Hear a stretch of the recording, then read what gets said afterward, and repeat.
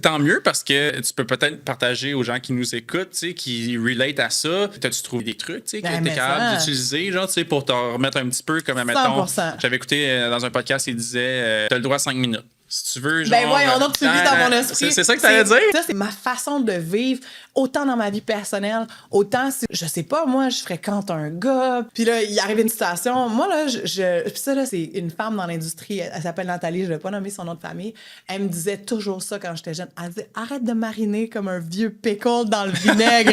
Puis j'étais comme, pardon? Elle dit, ouais, sors toute ton émotion, là. Prends ton 5 minutes, là, mets-toi un sourire en face, puis go. Ouais. You know, like, do what you gotta do. Puis elle avait tellement raison, puis d'ailleurs, elle est toujours dans l'industrie, Nathalie, puis elle a beaucoup de succès d'ailleurs. Mais ça m'a toujours marqué qu'elle dise ça. Donc, je prends mon 5 minutes, je vis ce que j'ai à vivre, mais après ça, on n'en parle plus. Let's go. Ouais. On passe en mode solution. Puis ça, je l'ai fait dans ma vie privée. C'est autant au niveau de mes relations personnelles que dans ma vie professionnelle. Je suis en...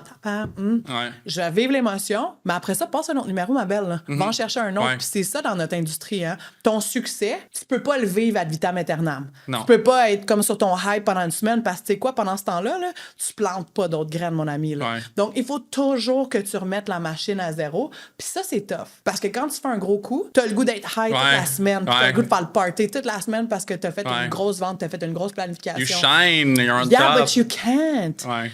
C'est comme, vis-le ton 5 minutes, puis après ça, passe au prochain. Puis ça, c'est mon père. Mon père, c'était un promoteur immobilier. Il était dans l'immobilier une grosse partie de ma vie. Puis papa, il avait remarqué qu'à chaque fois que je l'appelais pour dire, papa, j'ai fait telle chose ou j'ai signé tel contrat, il disait, OK, c'est cool, Marianne. C'est bon?